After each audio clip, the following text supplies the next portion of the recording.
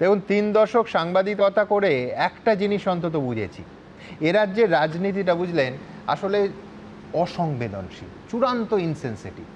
যুগে যুগে এই লকআপে মৃত্যু বা হেফাজতে মৃত্যুর নারকীয় ঘটনা এ রাজ্যে ঘটেই চলেছে এবং তার প্রতিক্রিয়া দেখলে স্তম্ভিত হয়ে যেতে হয়। বাম আমলে 1984 সালে ইদ্রিস আলী, 1993 সালে ভিখারি পাসওয়ানের ঘটনা আমরা পরবর্তীকালে সংবাদপত্রে পড়েছি, জেনেছি। আর সাম্প্রতিককালে তৃণমূল আমলে পটাশপুরের ঘটনাটা আপনাদের একটু মনে করিয়ে দিই।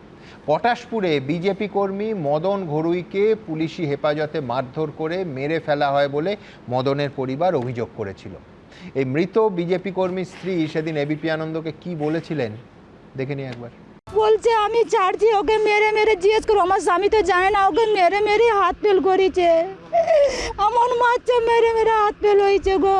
তখন এই রাজ্যের রাজ্যপাল ছিলেন জগদীপ ধনখড়। এই ঘটনা নিয়ে প্রকাশ্যে ক্ষোভ প্রকাশ করলেন তিনি।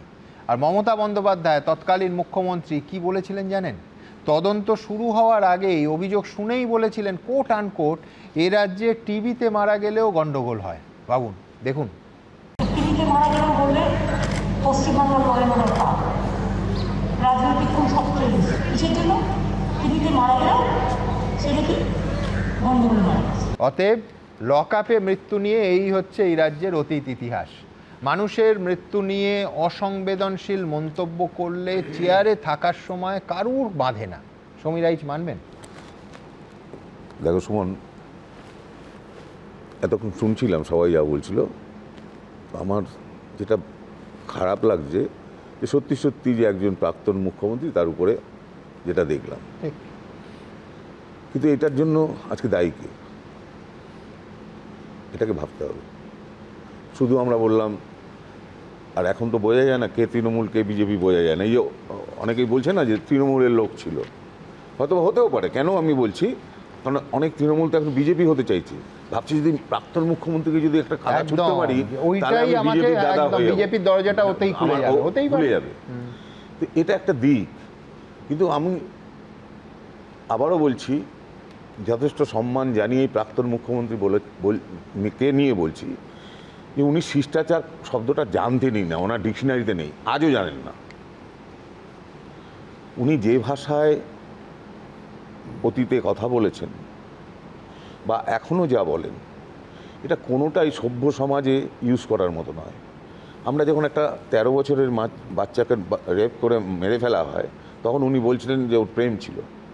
কামদুনিতে তুমি দেখো, এরকম প্রতিটা জায়গা, এমন একটা জায়গা নেই যে উনি আলটপকা কথা বলেননি এবং যেটা সমাজে বলার মতন। আমরা অবাক হয়ে দেখতাম একজন মাননীয় মুখ্যমন্ত্রী এইভাবে বলতে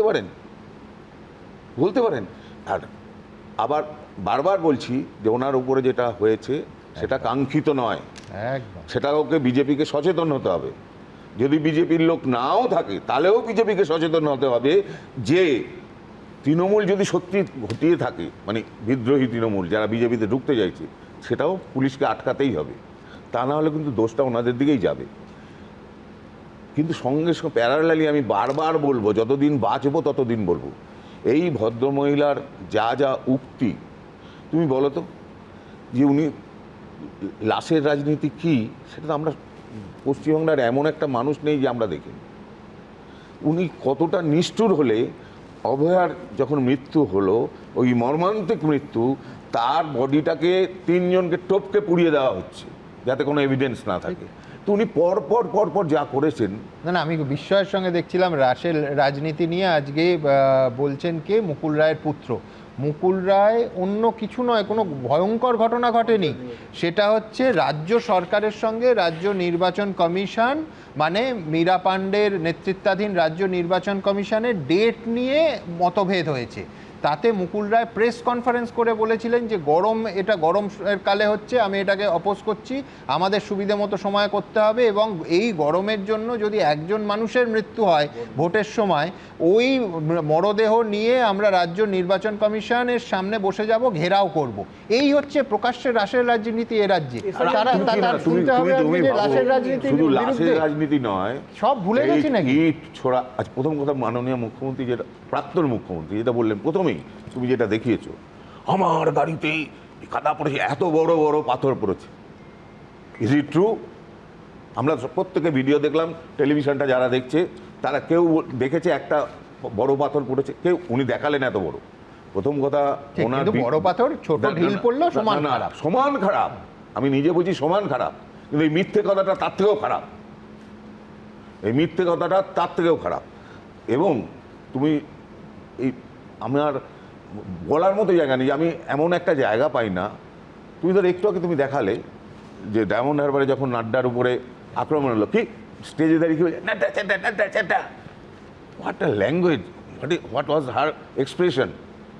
তুমি বলতে শোনোনি যে প্রধানমন্ত্রীকে দড়ি দিয়ে নিয়ে চলেও, এটা একজন মুখ্যমন্ত্রী, কোনো যোগ্যতা লাগে না। শোনো, আমাদের এখানে উনি কেন ছবি আঁকতেন? যে ছবি আঁকার জন্য কোনো লাইসেন্স লাগে না। আমার মনে হয় উনি পলিটিক্সটা করেছেন এই জন্য, মুখ্যমন্ত্রী হতে গেলে কোনো লাইসেন্স লাগে না। এবিপি আনন্দ, এগিয়ে থাকে, এগিয়ে রাখে।